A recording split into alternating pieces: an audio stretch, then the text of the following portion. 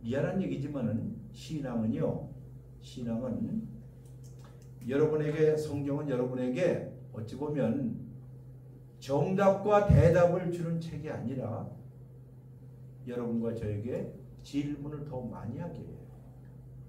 뭘 많이 한다고요? 질문하게. 누구에게? 하나님께. 성경 한 구절 한번 읽어보겠습니다. 여러분, 시편 37편.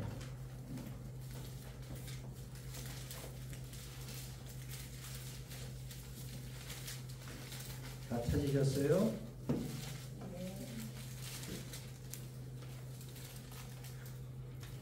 어? 30편이 아니네. 27편인가? 요즘 왔다 갔다 해요. 27편이네. 27편 4절 보겠습니다. 성경을 펴시고 시편 27편 4절입니다. 여기에서 이 시인은 여기 이 시를 짓고 있는 시인 그리고 이 시를 읽고 있는 여러분과 저예요. 이걸 좀 어려운 말로 공동체적 성경 읽기라고 해요. 무슨 읽기? 예, 여기에 지금 우리 공동체로 이렇게 함께 모였잖아요. 한 20, 30 모였잖아요. 여러분이 이 글을 읽을 땐 단순히 옛날에 시인이 했던 걸 읽는 게 아니라 우리가 함께 읽는 거예요. 그럼 여기에 내가 여호와께 할 때 나는 누구일까요? 읽는 나예요. 여러분과 저예요. 이렇게 성경 읽는 겁니다. 자, 내가 여호와께 바라는 한 가지 일이 있다고 해요. 자, 단히 보면 여러분과 제가 이 세상 살면서 딱 한 가지 바라는 것이 있다면 무엇일까? 한번 생각해 보세요. 각자가. 여러분이 지금 내가 바라고 있는 딱 한 가지가 뭘까? 시집 가는 거? 그렇죠.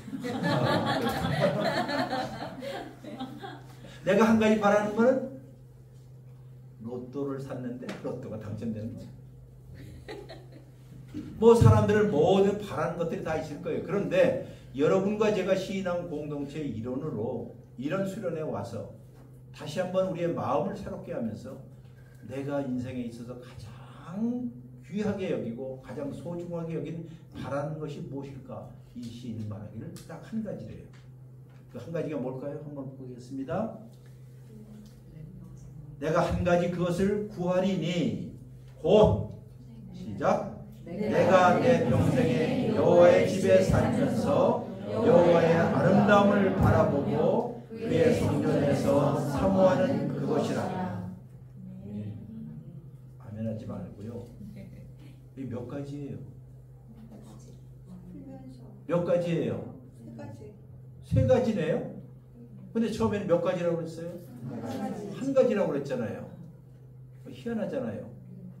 내가 바라는 것 단 한 가지가 있습니다. 이 시인이 아마 여러분과 저도 여기에 같이 공동체적 성경 읽기를 통해서 하나님 이 세상에 바라는 것들이 많은데 정말 내가 그리스도인으로서 하나님의 백성으로서 정말 바라는 것이 바로 여기에 있는 것처럼 바라고 싶습니다. 이런 마음으로 읽는 거예요. 근데 내용을 보니 세 가지래요. 자, 세 가지를 한번 보세요. 그러면 내 평생에 어디에 살고 싶다? 자, 이거는 교회당에 매가지 오겠다 그 뜻이 아니에요. 하나님과 함께 있기를 바랍니다 그 뜻이에요.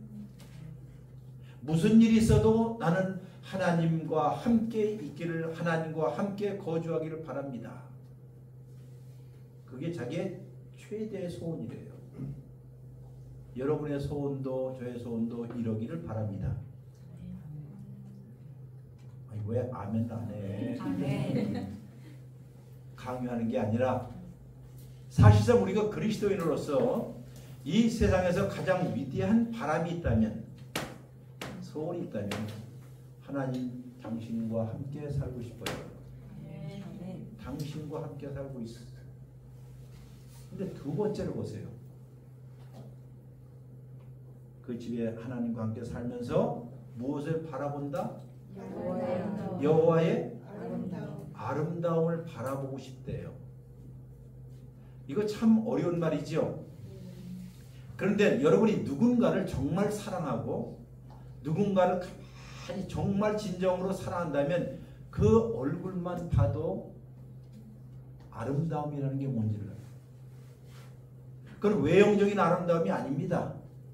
그렇잖아요. 사람마다 다 생김새가 다 다른데 어떤 사람은 저 사람은 아름답지 않아 라고 하는데 그를 진정으로 사랑하는 사람은 어떻게 해요? 아름답거든요. 여러분이 결혼하신 분들 여러분의 자녀를 보면 아름답지 않아요? 학교에 데리러 갔습니다. 20명 30명 막 우르르 나와요. 그런데 다른 아이들은 전혀 눈에 들어오지 않지요. 누구만 들어와요? 내 아들, 내 딸만 들어와요. 왜? 왜? 사랑하기 때문에. 사랑하기 때문에. 사랑을 하게 되면 줌인이 됩니다.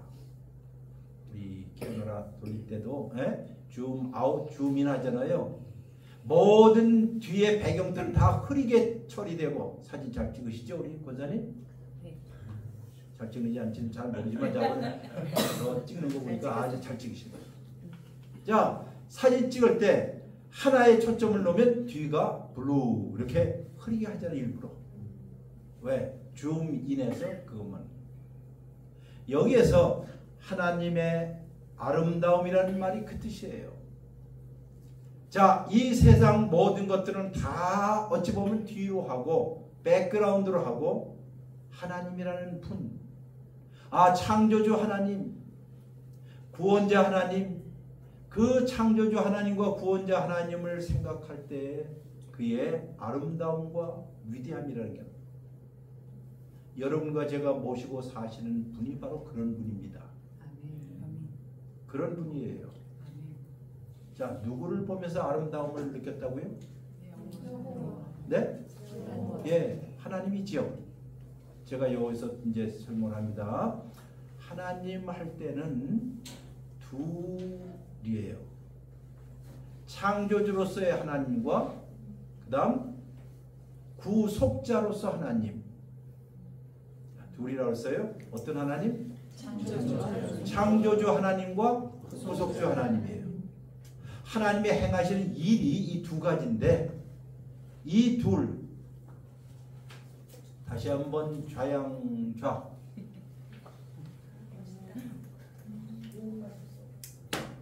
자, 다 같이 저걸 보고 시작. 와. 뭐 좀 아시네 그래도. 경탄과 경이라는 걸 바로 이런 거예요. 자연이 만드는 이 아름다움들, 석양들, 뭐 이런 것들을 보면서, 그럼 이런 걸 보면서 누가 만들었지요? 하나님. 우리가 믿고 있는 하나님이 이걸 만드셨어. 여러분과 제가 사도신경의 제일 첫머리가 무엇입니까? 전능하사 천지를, 이게 무슨 뜻이에요? 즉 하늘과 땅을 만드시 천지 아니에요. 하늘과 땅이라는 말은 그 가운데 있는 모든 것이라는 뜻이에요. 좀 이제 우리가 문학적으로 얘기해서 이것을 양극 대칭법이라고 하는데요.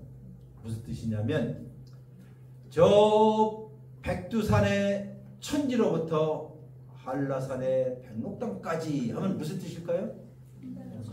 한반도 전체지요. 그러니까 극과 극을 이야기하면서 전체라는 뜻이에요. 그럼 천지를 만드셨다는 뜻은 뭘까요?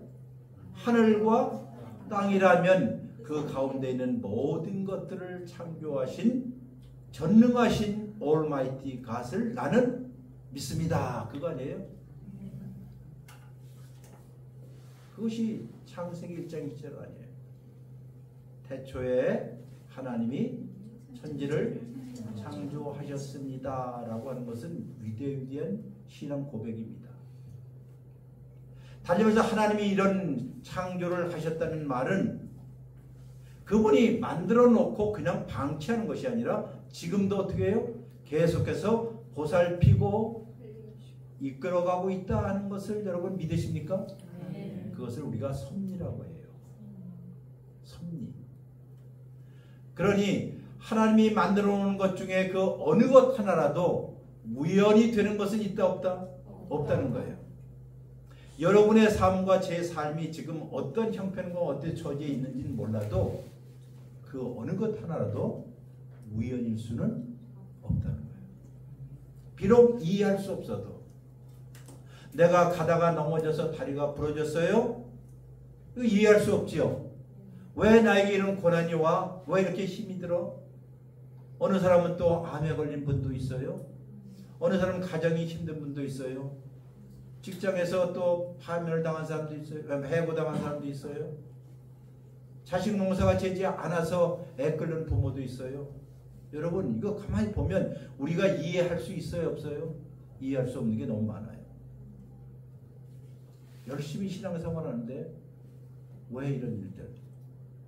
자, 그렇다면 우리가 창조주 하나님을 믿는다는 것은 이 세상 모든 것을 지으신 이 창조 세계에서 그 어느 것 하나라도 하나님의 손에서 벗어나거나 하나님의 손에서 빠져 미끄러져 나온 것은 있다 없다? 없습니다 라고 하는 것이 여러분과 제가 신앙 고백하는 것이에요. 무슨 일을 당해도. 제가 좋아하는 찬송가 가운데 이런 찬송가 있습니다. 무슨 일을 그 다음에 같이 해주는 게 예입니다. 자, 무슨 일을 뭐예요?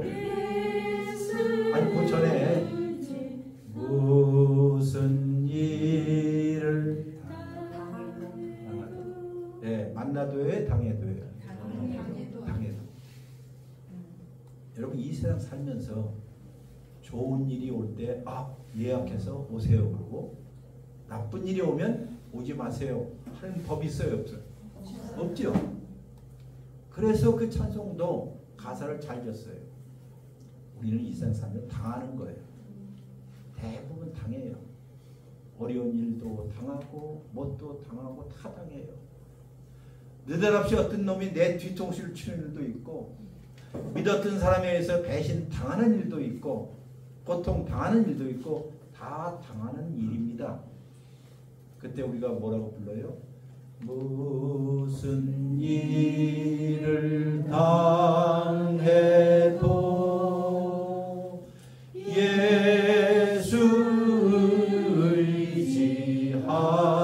의지합니다. 곰곰이 생각해보면 정말 감동적인 신앙 고백이에요. 밝을 때의 노래와 어두울 때의 기도와 이렇게 밝을 때는 뭐 한다고요? 노래 부르지요. 어두울 때는 기도. 네, 칠흑과 같은 어두운 세상 고난 가운데 있을 때는 우리가 주 앞에 부르짖어요. 좋은 일이 있으면 우리가 찬송해요. 이런 일 저런 일 만나고 무슨 일을 당해도 예수 의지합시다. 믿습니까? 네, 그게 신앙이에요. 그게 신앙이에요. 그래 이 신앙이라는 것은 이런 때때로 고난의 풀밭에서 피어오르는 한 송이의 장미와 같고 아니면 아까 우리가 봤던 금계국 그렇죠? 여러분 저기 아까 봤어요? 밥 먹고 나가서 노란 꽃 있죠? 여기 보셔야 돼요. 여기 이쪽으로 와야지 볼 수 있어요. 이쪽으로 와야지. 이야. 다 같이 시작.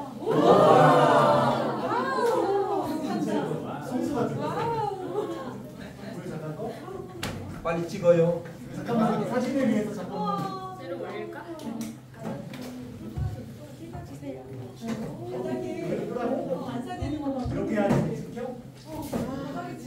너무 아름다워. 아유, 저도 뭐 그냥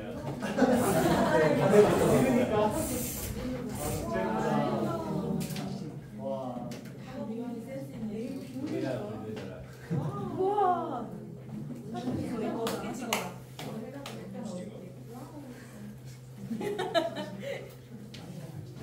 우리가 보통 교회에서 그냥 어느 목사님들이 자 영광의 박수를 와 진짜 아름답네요.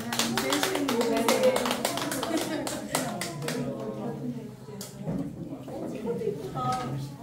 우와.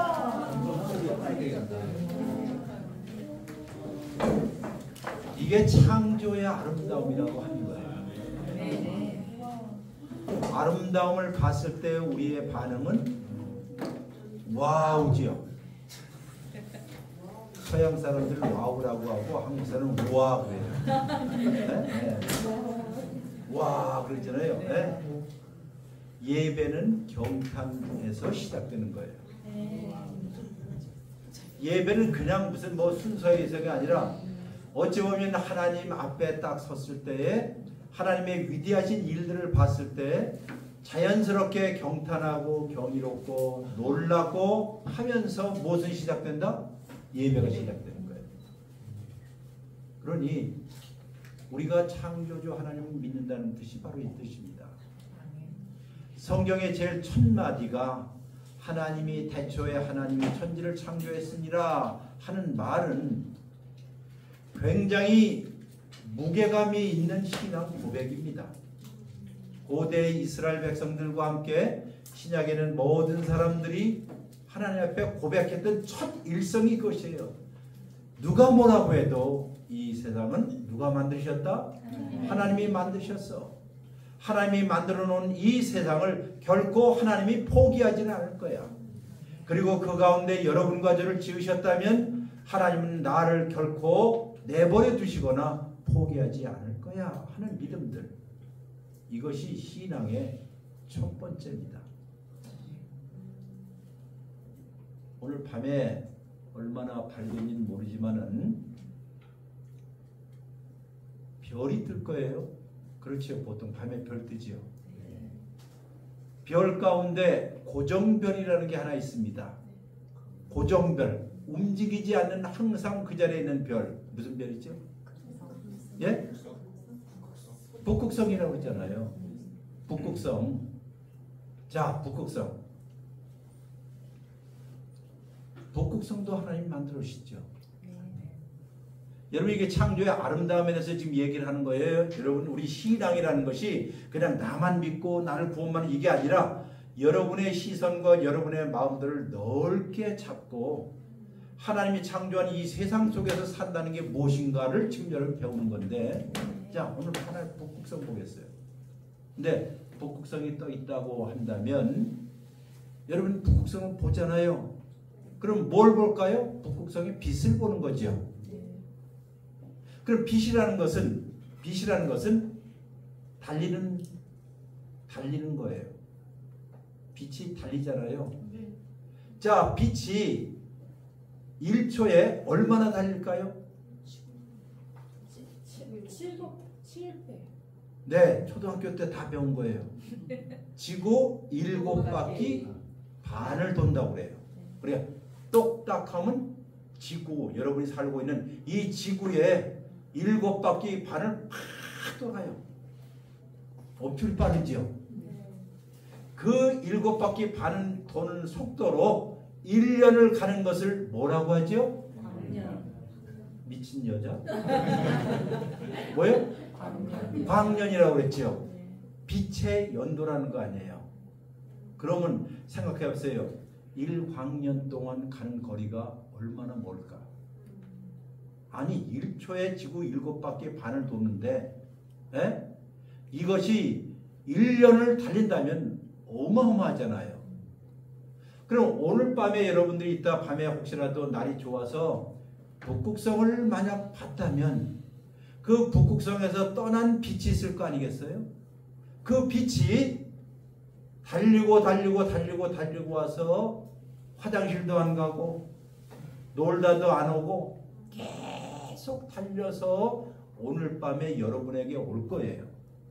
그럼 그 빛은 언제 떠났을까 하는 거예요. 한 번도 생각 안 해봤죠? 그 빛이 언제 떠나서 달려서 왔을까? 아까 빛이 1년 동안 달리는 것을 일광년이라고 했죠. 네. 오늘 저녁에 여러분이 북극성을 본다면 그 빛은 430년 전에 떠난 빛이에요. 와우. 그렇지, 이럴 때 와우를 해야지. 그래 영혼 없이 하지 말고, 네? 영혼이 가출된 상태 말고 정말 심장이 떨릴 정도로 이야, 이 세상, 이 우주가 아니고 북극성에서 떠난 빛이 430년 전에 떠나서 달리고 해서 430년 만에 오늘 밤에 여러분과 제 눈에 도착한다는 사실이에요. 와우. 정말 놀라지요. 그렇잖아요. 그런데 밤의 옥체에도 보면 갤럭시가 있어요. 삼성 갤럭시 말고 갤럭시가 뭘까요? 은하계지요. 밀키웨이라고 하기도 하고, 은하계. 그러니까 어마어마한 별들이 운집해 있는 것이 은하계 아니겠어요? 자, 그 은하계에, 그러게 은하계에 소위 안드로메다 성운이라는 말 들어보셨죠? 이게 안드로메다 성운이라는 들어봤죠? 안드로메다 성운은 그 별들로 가득 찬 그 성운이 있어요. 그 구름대와 같은 성운이 있는 그 지역을 안드로메다 성운이라 하는데, 안드로메다 성운의 이쪽 끝에서 저쪽 끝까지 가려면 빛이 10만 년을 달려야 돼요. 와우. 그저 오늘 밥 뭘 먹을까 이런 것만 생각하고 뭐 내일 때 생각해 보세요. 이런 우주 가운데, 광활광대한 우주 가운데, 그리고 그것을 창조하신 하나님, 그리고 그 하나님이 성경에 보면 매일 밤마다 별들을 하늘에 걸어 놓았다는 시적인 표현이 있어요. 하늘에 뭘 걸어요? 별들. 마치 여러분 디즈니, 월트 디즈니 영화, 뭐 만화 영화 본 것처럼 하나님께서 한밤중에 자기 집에, 하나님이 저 하늘에 창고에 수많은 별들을 다 만들어 놓으셨다가 저녁 때가 되면, 밤이 되면 하나님이 그것을 뭉퉁탁 잡아갖고 하늘에다가 쫙 뿌려요. 뭐가 되는 거예요? 하늘에 별들이 빛나는 밤이 되는 거예요. 이게 여러분과 제가 믿고 있는 하나님이에요. 그 하나님께서, 그 먼 그 하나님께서 우주를 가로질러 이 자그만 지구에 자기의 아들을 보냈다는 것, 도무지 이해하기 힘들고 어려운 일이에요. 그리고 말하기를 바로 내가 너희를 사랑한다. 내가 너를 결단코 놓지 않을 것이다. 이런 말을 들을 때마다 하나님의 사랑이라는 것이 그저 우리의 입에서는 하나님 사랑이 아니라 정말 우주를 가로질러서 달려오시는 그 하나님, 그리고 그가 우리의 노래처럼 우리의 자그마한 신음에도 응답하시고 내가 너희 이름을 안다 라고 할 때, 성경에 보면 아주 독특한 표현이 나와요. 하나님이 밤마다 별들을 하늘에 놓을 때마다 그 이름들을 다 놓는다고 그랬어요. 내가 거짓말하는 것처럼 들려요? 아니죠.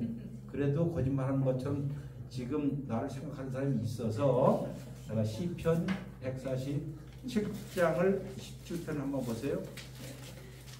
시편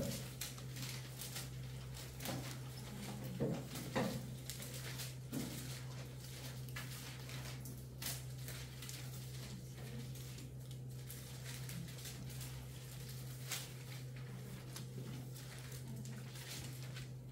자, 1절 읽습니다. 할렐루야. 우리 하나님을 찬양하는 일이 선하며 찬송하는 일이 아름답고 마땅합니다. 여호와께서 예루살렘을 세우시고 이스라엘의 흩어진 자들을 모으시고 상심한 자들을 고치시며 그들의 상처를 싸매십니다. 믿습니까? 이게 고백이에요. 공동체 성경 읽기가 이거예요. 아, 하나님께서 상심한 자, 마음이 상한 자를 고치시고 그들의 상처를 싸매시는 분이시구나. 근데 그 다음을 보세요. 그가 별들의 읽어보세요. 그가 별들의 수효를 세시고 그것들을 다 이름대로 부르시는도다. 달리 말해서 이 저기 있는 모든 별들 가운데 이름 없는 별은 있다 없다? 없다. 그러면 저를 따라서세요. 이 세상에는 무명의 스타는 없다. 이 세상에는 무명의 스타는 없다. 여러분이 보통 스타 하면 누구예요? 연예인들, 이름 있는 사람들, 이런 사람 아니에요. 성경은 말하기를 아니야. 무명의 스타는 없다. 이름 없는 유명하지 않는 별들은 없다. 그러니까 가장 작은 별들에 마저라도 하나님이 이름을 붙여주었고 밤마다 그 별들을 불러서 하늘에다가 걸어놓는 하나님이시다라고 얘기를 해요. 이런 성경은 굉장히 많아요. 그럼 이런 성경들이 있다는 것은 고대 이스라엘로부터 지금까지 수많은 사람들이 이것을 읽고 공동체적으로 읽고 못했다? 고백했다는 뜻 아니에요. 여러분도 이런 고백에 동참하라는 뜻이에요. 아까 다시 돌아가니까 몇 장으로 들어가는 거예요? 27편이죠. 자, 세 번째가 있어요. 내가 평생에 여호와의 집에 하나님과 함께 살는 것. 두 번째는 여호와의 아름다움을 바라보고 이 광활광대한 우주와 그것을 지으신 하나님의 위대하심을 내가 바라보는 것. 네?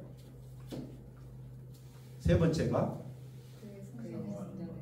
다 같이요. 그의 성전에서 사모하는 그것이라 그랬죠. 이제 제가 전문적으로 성경을 연구하는 사람이기 때문에 여러분에게 이걸 알려드릴게요. 이게 그냥 사모하는 것이라가 아니라 내가 하나님의 성전에서 묻는 것입니다. 다시 말해서 하나님의 성전에서 질문하는 것입니다. 누구에게 질문할까요? 하나님께.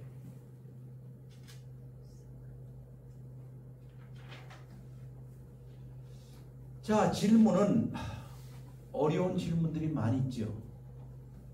여러분과 제가 삶을 살거나 신앙생활을 하거나 가정생활을 할 때 풀 수 없는 어려운 질문들이 있잖아요.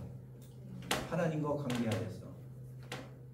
예를 들어서 하나님 왜 이런 일이요? 어쩌자고요? 어쩌려고요? 이런 질문들이 있지요. 그런 질문들을 지금 누구에게 질문을 낸다? 하나님의 성전에서. 하나님과 함께 있으면서. 조금 전에 제가 얘기하기를 성경은 여러분에게 그냥 쉬운 대답을 주는 책이 아니라 오히려 우리를 하여금 질문하도록 만들어요. 누구에게 질문하도록? 하나님께. 하나님 이거 도저히 이해가 안 되네요. 내가 그나마라도 신앙생활 하려고 참 애를 썼는데 왜 이런 일들이?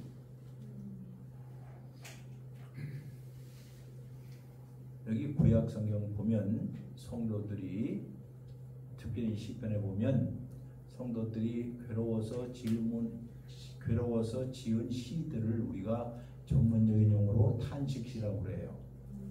근데 탄식시에는 주제가 있어요. 꼭 세 가지 주제예요. 질문 형태인데 why? 한국말로 왜? 하나님 왜 이런 일이요? 왜 이런 일이 나에게? 왜 이런 일이? 왜? 참 고통스러운 일이 다 왜 아니에요? 왜 저렇게 참 선량했던 우리 김아무개 집사님이 사업에 실패를 해서 파산을 할까? 왜 이렇게 가까웠던 사람이 어느 날 병원에 갔는데 어떤 흑점이 있다고 해서 바이옵시를 하고 조직 세포 검사를 해봤더니 암이래. 왜 어느 분은 왜 유방암에 걸렸? 왜 머리를 깎아야 할까? 여러분 이런 일들이 지금 여러분의 일이 아니라고 해서 남의 일이라고 해서 그냥 무관심하게 생각하지 마세요. 왜냐하면 이 세상에 이런 일들이 언제 어느 때라도 우리에게도 올 수 있어요 없어요? 있어요. 있지요. 그것이 자녀의 문제든지 가정의 문제든지 여러 가지 문제 있어요. 저도 지금 70평생 살면서 온갖 일들을 다 만났어요. 그때마다 생각해요. 왜? 또 다른 질문이 있어요. 두 번째는 언제까지? How long? 이런 언제까지? 하나님 도대체 언제까지 나를 이 지경 속에 집어넣고 계실 겁니까? 다른 사람은 보는데 다른 사람을 보면 다 잘 되는 것 같은데 왜 나만? 사실은 교회 나오면 그렇잖아요. 교회 나오면 모든 사람이 다 그래 성남 선녀로 다 와서 찬양하고 할렐루야 하지만은 속으로는 그렇지 않을 때가 있어요 없어요? 없어요? 솔직하게 얘기해요. 있지요? 교회 가고 싶지 않은 날 있어요 없어요? 엄청나게 많죠. 목사님 체면 때문에 또 와주지요 때때로. 에이, 솔직하게 얘기해요. 그렇잖아요? 아니면 내가 또 권사하고 내가 집사하고 내가 목사이기 때문에 또 교회 나와요. 아니 솔직한 거 얘기해. 교회 와서 또 졸기도 하고 그래 꾸역꾸역 그러면서도 어떤 때 기쁜 찬송을 부를 때는 속으로는 그 기쁜 찬송 부르기가 힘들어요. 제가 평소에 신앙생활을 하면서 특정한 찬송가를 부를 때는 입을 딱 다물고 있을 때가 있었어요. 313 하나님의 은혜로 그 찬송 보면 하나님의 은혜로 있을 데 없는 자 내 구속하여 주 그건 큰 소리로 불렀어요. 그건 괜찮았어요. 2절에 우리 권사님 한번 불러보세요. 시작.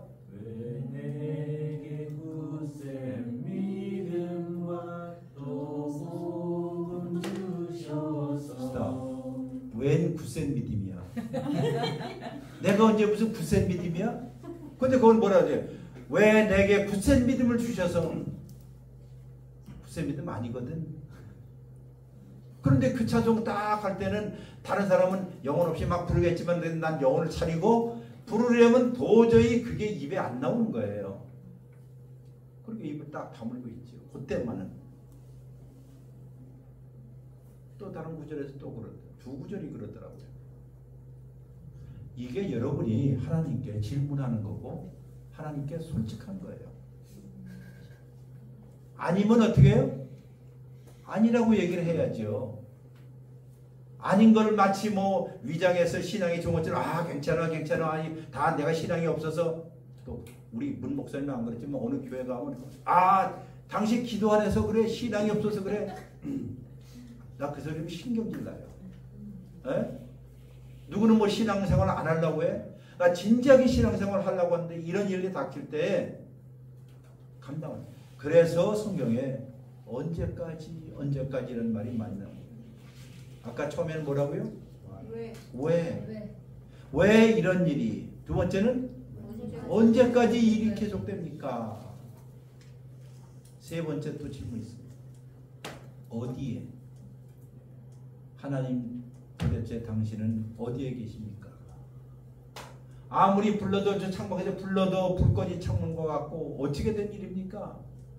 내가 그렇게 부르짖어도 당신은 대답도 안 하고 응답도 안 하니 어떻게 된 일입니까? 하는 것들. 여러분 기도라는 것은 솔직하기예요. 누구에게? 하나님께. 정말 누군가가 미워 있는 사람 있잖아요. 미워하는 사람 여러분들 있죠? 네? 뒷발치기만 봐도 그냥 꼴보기 싫은 사람 있죠? 면상도 보고 싶은 사람 있죠? 대답 잘하시네. 있어요 없어요? 솔직하게. 있어요. 그럼 속에서 저 인간 좀 가다가 다리가 좀 부러졌으면 좀 그런 생각 들어야 안 들어요? 그럼 팔 부러지지. 그런 생각 들어야 안 들어요? 들어지요. 그럼 그렇게 기도하세요. 왜?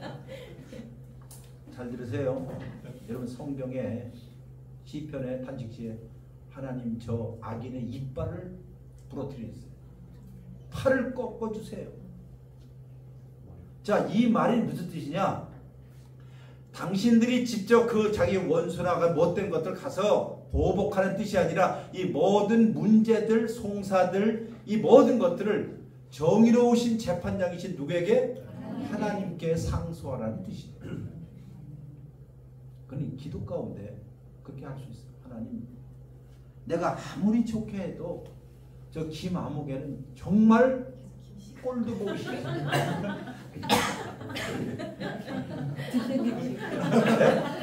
아, 여기 김치가 많아요? 손을 바꿔주셔요. 손 뭘로 바꿔? 그냥 문시로 해도 돼요. 물질을 하래요? 네, 문시로 해도 돼요. 네. 자, 여기서 이야기하고자 하는 바는 바로 하나님이 여러분과 저에게 그런 채널을 열어주시고, 그래, 속상한 일 있어? 그럼 나에게 쏟아봐. 나에게 쏟아봐.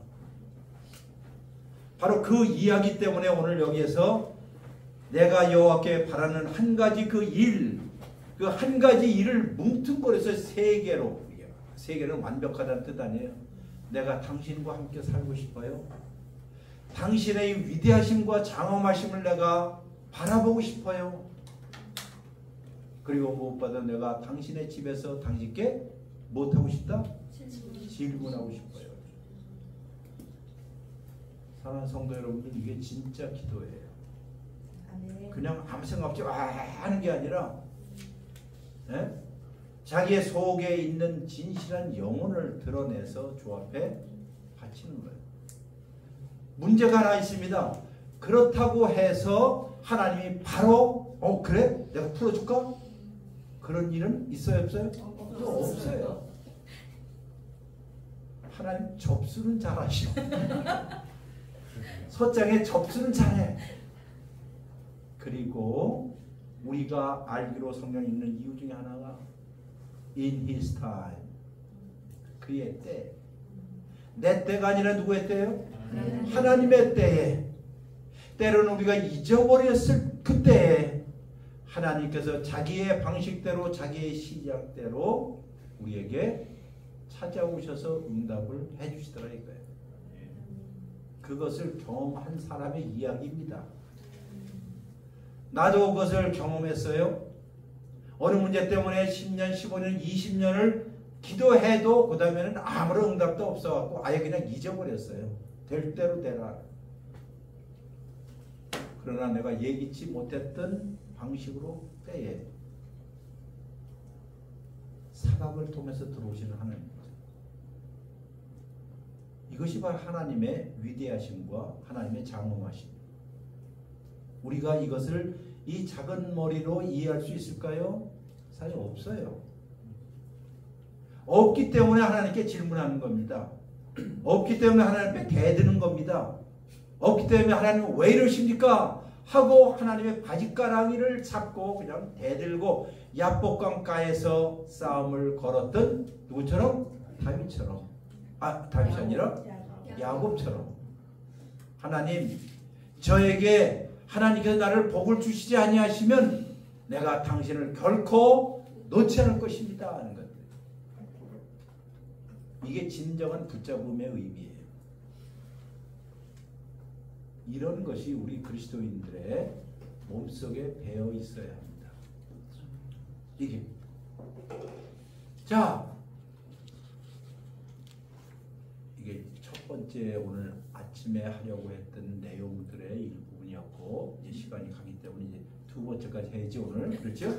두 번째가 뭐예요? 말씀이 주시네요. 그래.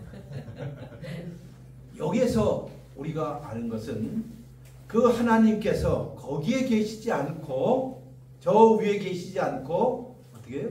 찾아오셨다 그 뜻이에요. 여러분이 성경 읽어보시면 저 창세기를 보면 에덴 동산, 에덴의 동산에 있어 에덴이라고 하는 광활광대한 그런 큰 평야에 여러분 에덴 동산은 에덴 동산이면 이게 아니라요. 원래 뜻은 에덴이라고 부르는 어마어마하게 광대하고 광활광대한 이 초지 초원의 그 중앙에 왕의 정원이 있어요. 그것이 바로 에덴의 정원이라고 하는 거예요. 해보세요. 에덴 동산. 에덴 동산. 사람들은 에덴 동산이구나 하는 게 그게 아니라 에덴이라고 하는 뭐라고요? 광활광대한 그 초지 어마어마한 지역에 그 중앙에 뭐가 있다고요? 왕의 정원이 있는 거예요. 로열 가든이 있는 거예요.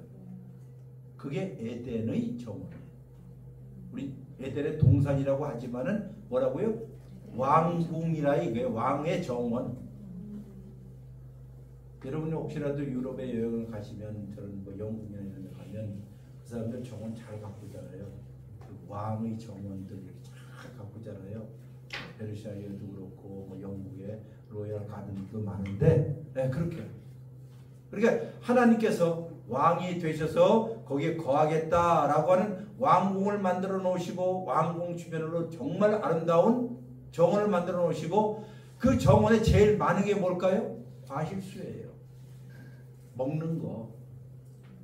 그 희한한 게 하나님께서 사람에게 제일 먼저 이야기한 게 먹는 거에 대해서 이야기했어요. 왜냐면 우리가 다 먹자고 하는 거 아니에요? 그렇잖아요. 만약에 여기 왔는데 점심도 아니고 저녁도 안 준다. 그럼 대모할 거예요. 도대체 뭐 수련회 온다고 해서 뭐 금식시켰다고 다 뭐 해야 돼요? 잘 먹어야지요. 잘 먹어요. 여러분 성경 보면 독특한 게 하나님께서 사람에게 주신 최초의 명령과 가르침 중에 하나가 먹는 거에 관한 거예요. 먹는 것. 그러니까 에덴의 정원에 무수한 과실수가 있어서 무엇이든 다 먹게 했잖아요. 그런 하나님.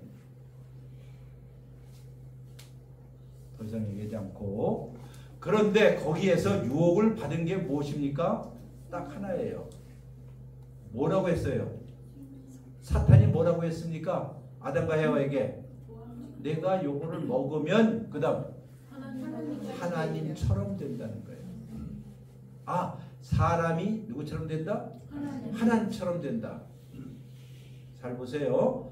사람이 하나님처럼 되려고 하는 모든 일들이 이 세상에 사람들이 하는 짓거리들이에요. 돈을 통해서든지 권력을 통해서든지 무엇이든지 좌우간 그의 경지에 올라서 저 꼭대기에 오르고 싶은 것이 사람들의 욕망들입니다. 왜 공부하십니까? 공부해서 왜 스카이 대학 가야 합니까? 왜 권력을 잡으니까 저 꼭대기에 올라가서 자기가 뭔가 하기 위해서 아니에요? 이게 원초적인 유혹이에요. 올라가. 여기 진급 싫어하는 사람 있어요? 없을 거예요. 강등되거나 떨어지는 거 다 싫어할 거예요. 네?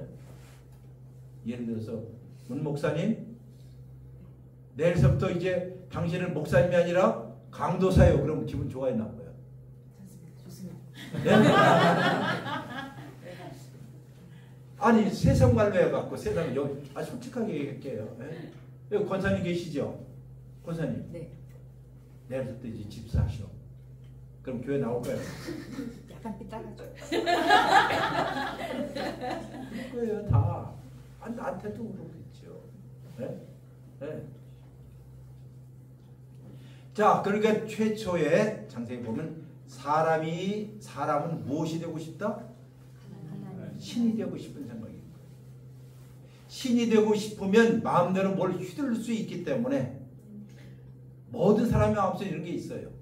바로 그걸 자꾸 부추기는 겁니다.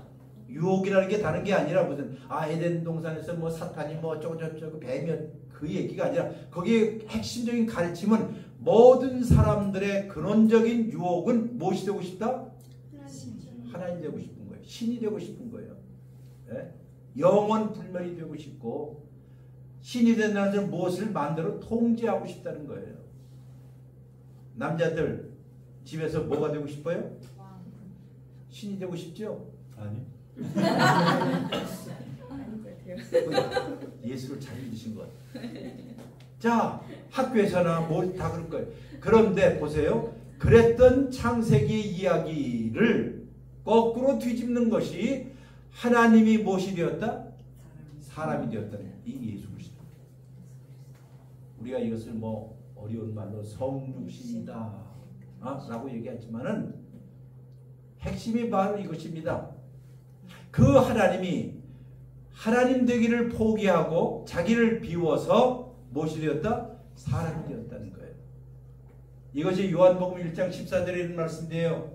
오늘 요절에 있는 것처럼 요한복음 1장 14절에 말씀이 육신이 다 같이 읽어보시죠. 시작. 말씀이 육신이 되어 우리 가운데 거하시매 우리가 그의 영광을 보니 아버지의 독생자의 영광이요 은혜와 진리가 충만하더라. 자, 말씀은 하나님이신 그 하나님, 그 선지하셨던 미리 계셨던 예수 그리스도가 무엇이 돼요? 육신, 사람이 되어.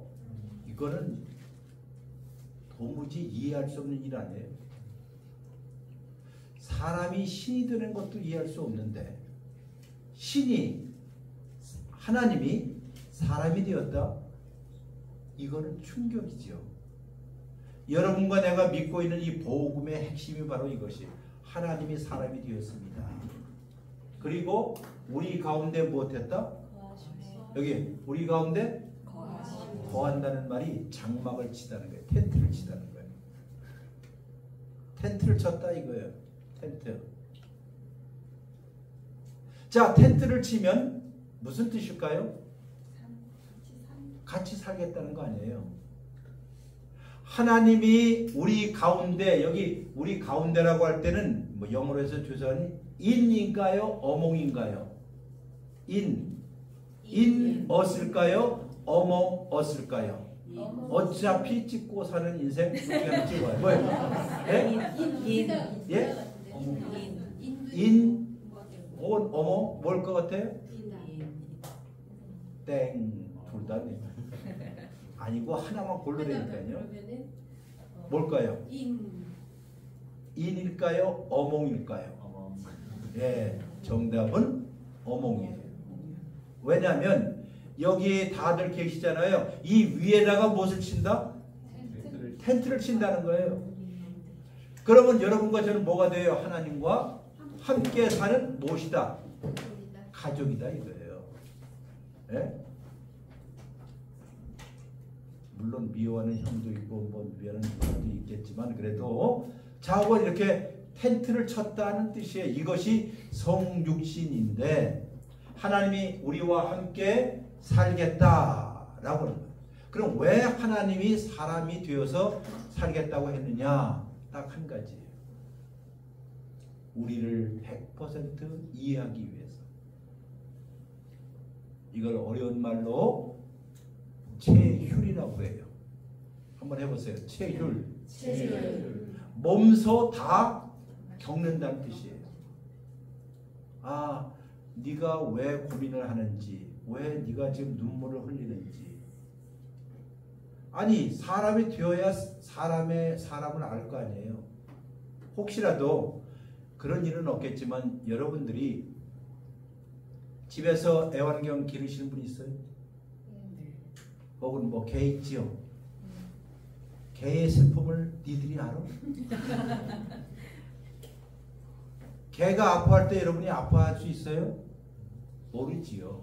그냥 깨갱하게 되면 뭐 수의사한테 찾아가겠지만은 정말로 여러분들이 개의 슬픔 혹은 개의 아픔들, 개의 고통들을 알려면 뭐가 돼야 돼요? 개가 돼요. 그렇지, 개가 돼야지. 하나님이 사람이 되었다는 것은 여러분과 저의 모든 것들을 다 체휼하고 경험하고 이해하고 온전히 알기 위해서라는 거예요. 그리고 이보다 더 좋은 분이 없죠. 많은 경우에 사람들이 다른 사람을 동정은 해요. 동정. 아, 안 된다. 여러분, 성경의 가르침 가운데 동정은 좋은 거예요. 불쌍히 여기는 것. 근데 성경에서 말하는 불쌍히 여긴다 할 때 하나님이 우리를 긍휼히 여긴다는 말 들어보셨죠? 긍휼히 여긴다는 말은 동정한다는 뜻이 아닙니다. 영어로 해서 죄송한데 그냥 한번 해보세요. compassion. compassion 하면 누가 떠올라요? 우리나라에? 차인표. 또 하이라? 네, 션. 근데 긍휼이라는 말을 많은 사람들이 가볍게 생각하는데 원래 성경에서 긍휼이라는 말은요, 누구를 불쌍히 여긴다는 말은 동정한다는 뜻이 아니라 애간장이 타거나 속이 상하는 것. 긍휼의 원래 뜻은 장입니다. 원래 뜻은 장, 여기 있죠. 내장 있죠. 속, 여인의 자궁. 이것이 원래 긍휼의 어원이에요. 딸이 있는데, 티네이저가 있는데 밤 12시가 넘었는데 집에 돌아오지 않는다. 엄마는 어때요? 네? 엄마는 어때요? 애간장이 타지요.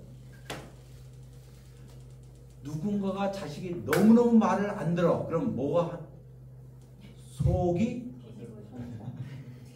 탄다는 말 안 하지. 속이 뒤집어지는 것 같은 소리 하고 속이 상한다. 뒤집어지는 거.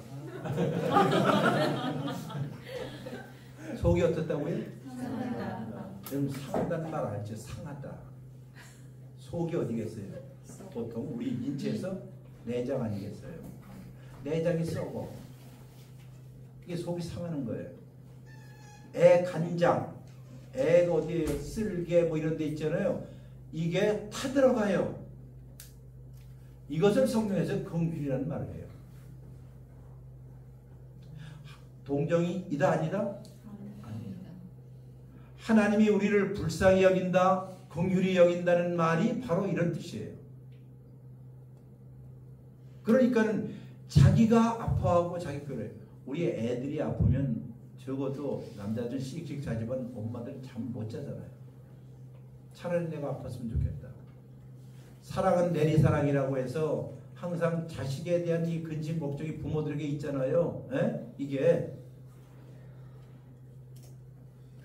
여기 결혼하지 않은 사람들 잘 들어요. 당신들의 부모들이 지금 이런 마음이라는 얘기예요. 에? 이런 마음 아니에요. 누군가를 진정으로 사랑한다는 게 바로 이런 뜻이에요. 하나님께서 사람이 되었다는 말이 바로 이거예요. 우리 육신 가운데 거한다. 우리 가운데 거한다. 말씀이 육신 되어 우리 가운데 거한다는 것은 하나님께서 둥지를 하늘에서 버리고 여기 와서 우리와 함께 때때로 구질구질하게 살고 아파보기도 하고, 그러기 때문에 하나님께서 예수님께서 이 세상에 살면서 특별히 관심을 가졌던 사람이 다 이런 사람들이에요. 아, 아픈 게 무엇인지, 그러니까 여러분들이 누군가의 하나님께 나 아파요 하면 하나님께서 나도 알아. 내가 경험했거든. 이래서 이게 긍휼의 원래 의미고 하나님이 사람이 되었다는 뜻이 바로 그 뜻입니다. 바로 이것이 십자가까지 간다는 말은 예수님께서 이 세상에 오셔서 고난받으시고 괴로워하시고 다른 사람 먹이시고 하는 이 모든 과정을 통해서 그 극치가 십자가라는 것은 너희들이 짊어질 모든 괴로움들, 힘듦들, 아픔들을 내가 대신 짊어졌어. 내가 대신 짊어졌어.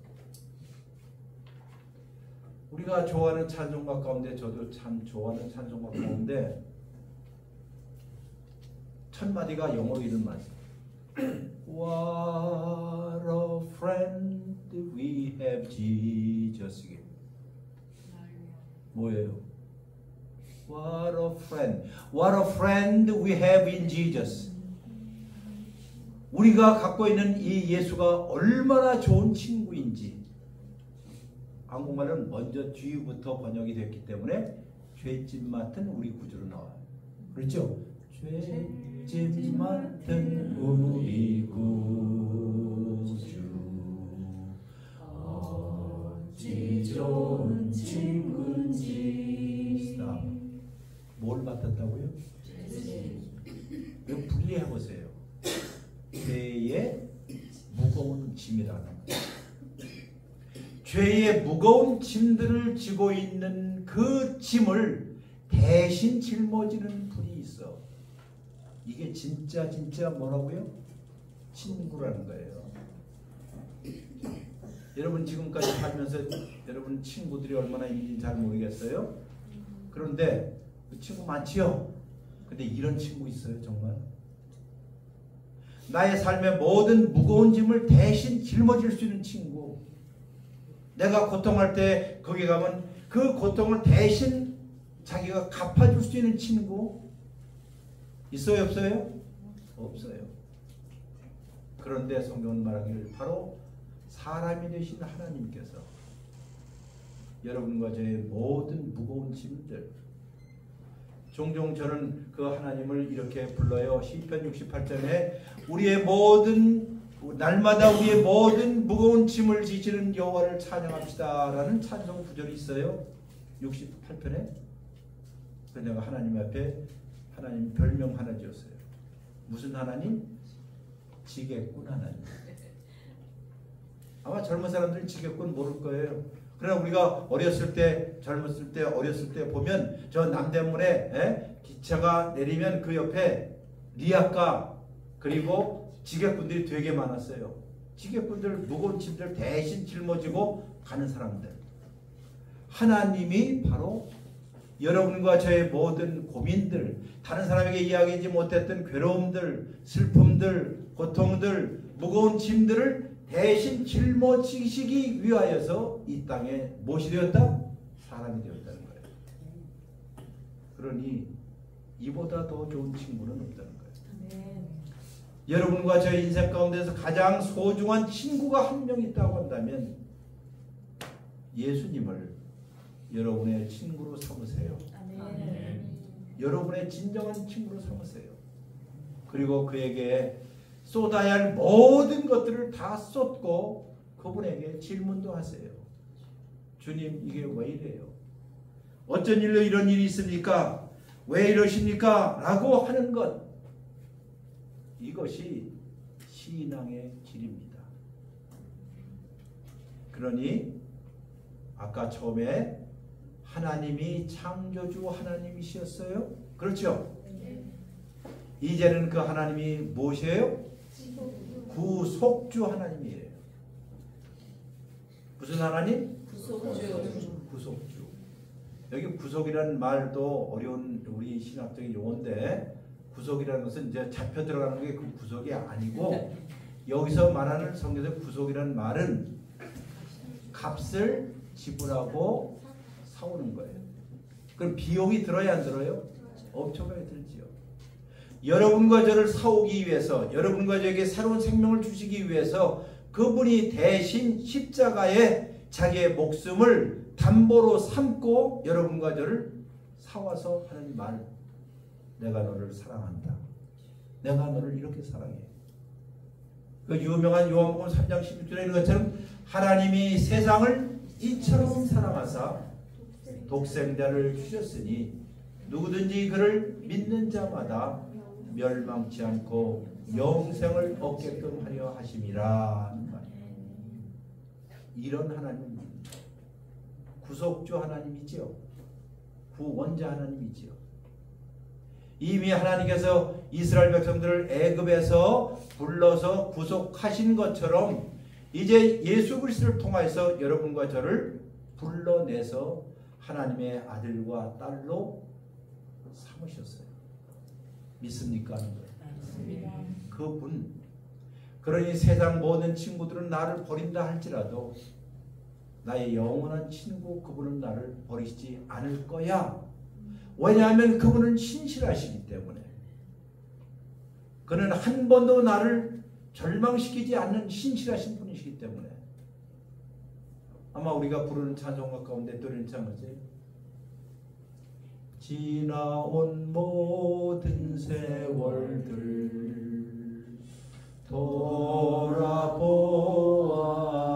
돌아보아도 그 어느 것 하나 주의 손길 안 미친 것 전혀 없네. 후렴 오신실하신 주 오신실하신 주 내 너를 떠나지도 않으리라 내 너를 버리지도 않으리라 약속하셨던 주님 그 약속을 지키사 이후로도 영원토록 나를 지키시리라 확신하네. 그런 찬송가예요. 곰곰이 생각하면 그래요. 지나온 세월 돌이켜보니 그 어느 한순간도 하나님의 손길이 미치지 않은 것은 없네요. 그때는 몰라요. 그 당시는 몰라요. 그러나 돌이켜 뒤돌아보니 아 그것이 하나님의 은혜였구나. 이렇게 해서 우리 신앙이 자라기 시작합니다. 우리는 이해할 수 없는 일들이 여러 가지 있어요. 제가 목회할 때 미국에서 목회할 때요. 젊은 날에 제일 먼저 황당한 일이 장례식을 직전해 신학교 나온 지 얼마 안 되었을 때 아직도 30대 중반 될까 말까 하는 아주 햇병아리 목사가 되었을 때 제가 있었던 오하이에 한 분이 계셨는데 그분은 교회도 나오지 않고 한인사회도 나오지 않는 분이었어요. 그러다가 어느 날 우리 교회 권사님이 목사님 그분의 딸이 지금 병원에 입원했어요. 그래도 한번 신방 가봐야 하지 않겠어요? 혹시 누가 알겠어요? 하면서 그렇다 그래서 신방을 갔습니다. 신방을 갔는데 그분은 여러분들 아마 말하면 우리나라에 옛날 자유당 정권이라는 게 있었어요. 뭐가 있었다고요? 혹시 우리 자매님 언제인지 알아요? 모르죠. 이승만. 우리나라 건국 초기에 자유당 정권 때 하늘을 나는 새도 떨어뜨린다는 유명한 여러분 역사를 보면 한국 역사에 헌병감이 있었어요. 무시무시한 헌병. 원용독 장군. 그 사람의 아들이 일찍이 미국에 유학을 와서 거기서 잘 공부를 하고 살고 그리고 결혼했는데 그 부인 역시 그 당시에 국회의장 딸하고 결혼했어요. 그리고 아주 굉장히 집이죠. 오래전에. 그러게 이 사람들은 한국 이 커뮤니티, 한국 그 한인들 사이에는 나타나지 않아. 미국 직장 다니면서 잘 살아요. 근데 그에게는 자식이 둘 있었는데 아들하고 딸이 있었는데 그 딸 애가 그때 10살이었는데 걔가 병원에 입원한 거예요. 그래서 가서 인사를 드렸습니다. 원 선생님, 그리고 나보다 연배가 높지요. 50이 넘었으니까 나 30대니까는. 네? 아니 이게 울려서 죄송합니다. 자, 그러다가 그 딸을 위해서 뭐 기도도 했어요. 그러다가 이제 이 치료가 안 돼서 거기서 또 헬리콥터를 타고 미국의 저 오하이오의 클리블랜드 클리닉 가면 미국에서도 유명한 병원이거든요. 어린이 칠드런스 클리닉으로 갔습니다. 그리고 간지 사흘 만에 죽었어요. 10살 좀 넘었습니다. 12살인가 그래요. 이름도 아닌 미셸 원이라고. 애가 너무 이쁜 애예요. 한 소년인데 너무너무 이쁜 애. 미셸 원. 바로 그 아이를 위해서 제가 장례 집절을 해야 하는. 근데 미국이기 때문에요. 영어로도 해야 되고 한국말로 되고 바이링구얼 두 언어로 해야 돼요. 그나마 제가 미국에서 신학교를 나오고 공부를 했지만은 이거 예식을 어떻게 진행할지는 몰라서 가장 가까운 미국 장로교회 목사님한테 가서 목사님 이 예식 순서를 좀 알려주세요 해갖고 가지고 왔어요. 그리고 어쨌든 자원 장례식을 집절했어요. 아직도 추운 겨울 3월달 그때 굉장히 추웠어요. 오하이오에서 그 어린아이를 묻고 집에 왔습니다. 그리고 이틀이 지났어요. 목사관에 내가 사는 목사관에 노크 소리가 들렸어요. 예, 들어오세요. 누구세요? 그랬더니 미스터 원입니다. 두 부부가 왔습니다. 그리고 거실에 앉자마자 엎어져서 엉엉 울면서 딱 한마디예요. 목사님, 우리 딸 만나기 위해서라도 천국 가야 합니다. 딸 만나기 위해서라도 천국 가고 싶어요. 이게 전부였어요. 그리고 그분이 그날 예수 그리스도를 영접했어요. 같이 기도하고. 그리고 교회에 나오시기 시작했어요. 항상 맨 요 앞자리에서 앉아서 그 두 부부가 참 근심이 많죠. 이제 딸을 사랑했던 딸, 정말 눈에 넣어도 아프지 않을 정도의 정말 이쁜 딸이 있어요. 미셸 제 지금도 눈에 선해요. 그리고 초롱초롱한 눈망울로 이 젊은 목사의 설교를 듣기 시작했습니다. 웃기는 일이 하나 있었어요. 몇 년 후에. 1년 후에 이제 그가 세례를 받고 모든 사람 앞에 간증을 했습니다. 제가 이 교회 공동체의 멤버가 된 것은 딱 한 가지 이유 때문입니다. 신학적으로 맞는지 틀린지 잘 모르지만 딱 한 가지입니다. 나 예수 믿고 우리 딸 만나러 천국 가고 싶어요. 교인들이 다 울었어요. 얼마나 성경을 열심히 읽고 봉사를 하는지. 그런데 한 3년쯤 되었을 때 어느 날 제가 젊은 목사인데 되게 아픈 일이 있었어요. 그러니까 뭘 준비를 못했을까요? 설교 준비를 못했지요. 도저히 할 수 없었어요. 그래서 3년 전에 했던 설교문 하나를 가지고 다시 강단에 올라왔습니다. 좀 바꾸긴 했죠. 그리고 예배를 마쳤습니다. 예배를 마치고 저 뒤에 이제 목사들이 쓰잖아요. 그럼 나가면서 인사를 하잖아요. 다 나가면서 목사님 이렇게 하고 쭉 인사를 하는데 그 원 집사님이 딱 나가면서 씩 웃으면서 농담을 참 잘하시는 분이에요. 목사님, 그때 몇 월 며칠 날 설교했던 거죠? 어째 이런 일이? 자기 그 본문의 성경에 항상 적어놔요. 요거 오늘 무슨 말씀 언제 날짜까지. 제가 그 후로는 설교를 절대로 안 하려고 결심을 한 사람입니다. 어쨌든 이렇게 해서 자기의 딸과 함께 값비싼 생명을 주고 자기의 생명을 얻게 되었어요. 어찌 보면 하나님께서 희한한 방식으로 그를 찾아갔지요.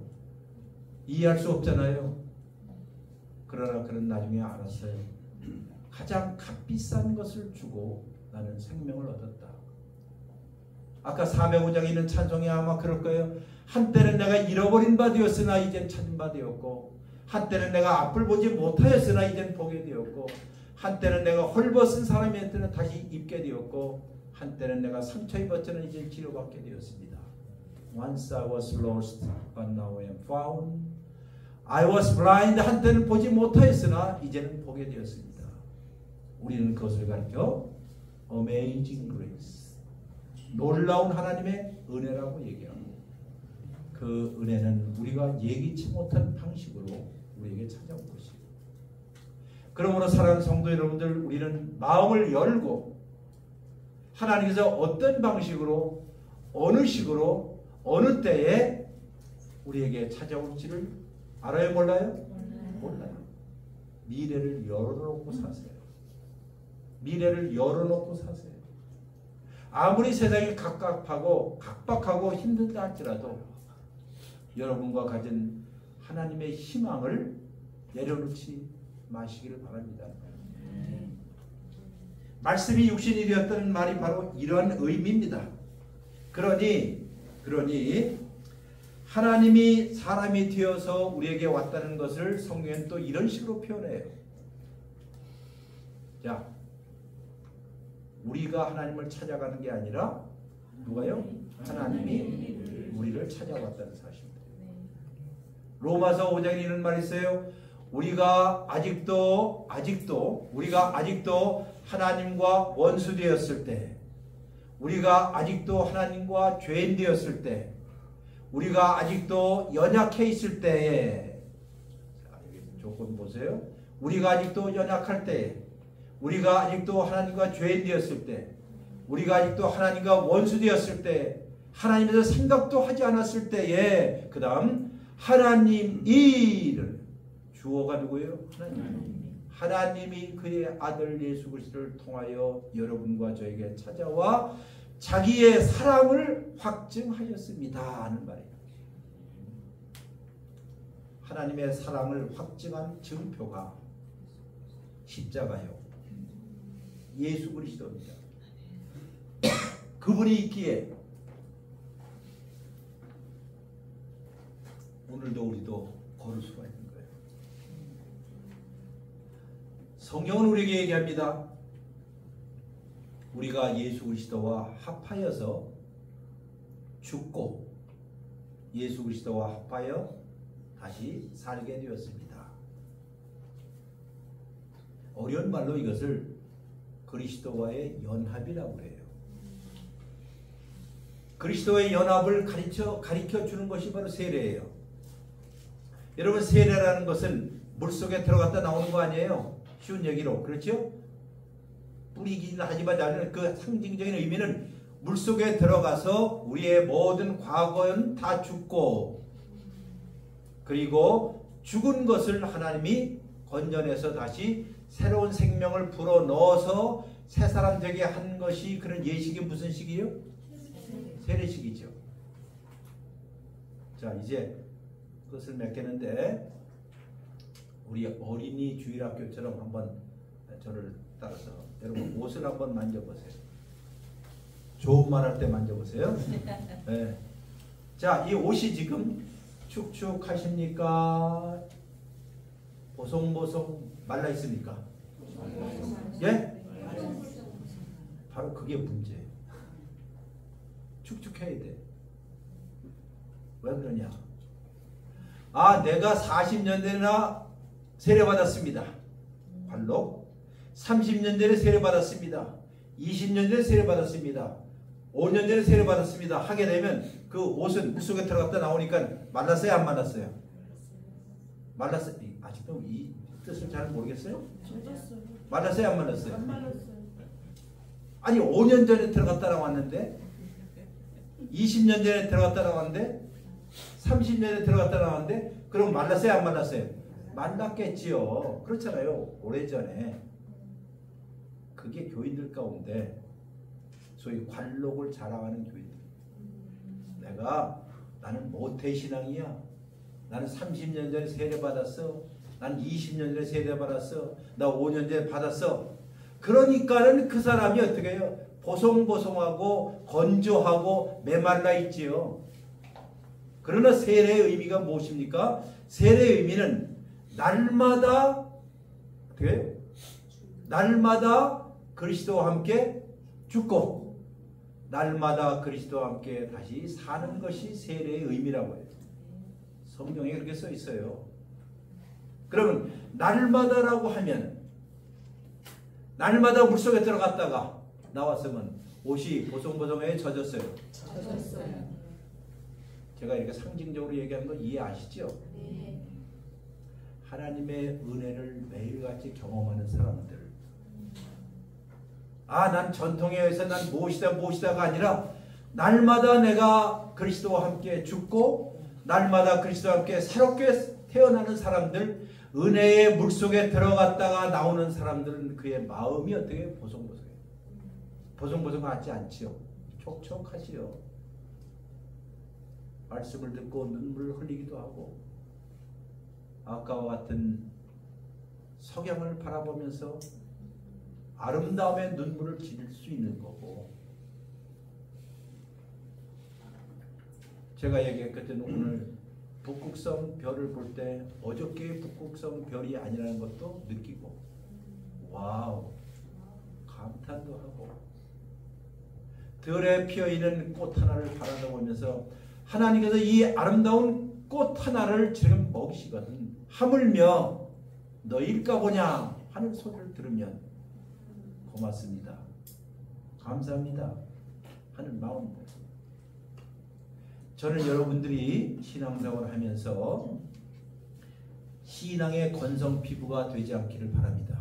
아멘. 우리 여인네들이 아침에 뭐 샤워를 하거나 뭐 하고 다음에 뭐를 발라요? 뭘 발라요? 구루무? 뭘 발라요? 특별히 건조하지 않기 위해서 바르는 걸 뭐라고 그래요? 보습. 네? 보습. 보습. 영어로는 옛날에 뭐라 그랬어요? 모이스처. 모이스처라는 말은 습기란 뜻이거든요. 보습, 습기를 한다는 거예요. 특별히 겨울철이 되면 피부가 갈라지죠. 아파요. 영혼이 건조해지게 되면, 여러분과 제 마음이 건조하게 되면 강팍해지거나 아니면 건조해지게 되면 아무리 기도를 해도 이 기도가 영혼 없이 나가는 그냥 형식적인 기도이기 때문에 이 천장을 뚫고 저 위로 날아가지는 않아요. 그냥 뻑뻑 꺼져. 혹시라도 그런 경험 해보세요. 기도를 했는데 기도가 이게 쑥쑥 하나님의 귀로 하나님의 품으로 가는 것 같지 않고 그냥 벽창호처럼 느껴질 때가 있어요. 그건 여러분과 저희 신앙이 건조해. 건조하지 않기 위해서 못한다고요? 모이스처, 보습하듯이 여러분과 저의 영혼이 건조하지 않기 위해서 날마다 하나님의 은혜가 필요한 것이에요. 바로 이런 은혜를 주시는 분이 바로 구속자 예수 그리스도예요. 그리고 그분이 우리가 실패할 때라도 와서 괜찮아, 아니야, 내가 너를 대신하여 너의 짐을 대신 지금 짊어지고 있어. 나와 함께 길을 걷지 않겠니? 우리의 영원한 길벗 되시고 길동무 되시고 우리의 친구가 되신 성육신 하신 예수 그리스도의 은혜가 오늘 여기 있는 모든 분들에게 함께 임하기를 주의 이름으로 축원합니다. 아멘. 기도하겠습니다. 하나님 아버지 고맙습니다. 우리에게 찾아오시는 하나님을 기억하며 오늘도 주의 말씀을 듣고 배우고 또 마음에 새겼습니다. 이것이 우리의 삶의 이정표가 되게 하여 주시고 길을 잃지 않게 하여 주옵소서. 예수님의 이름으로 기도했습니다.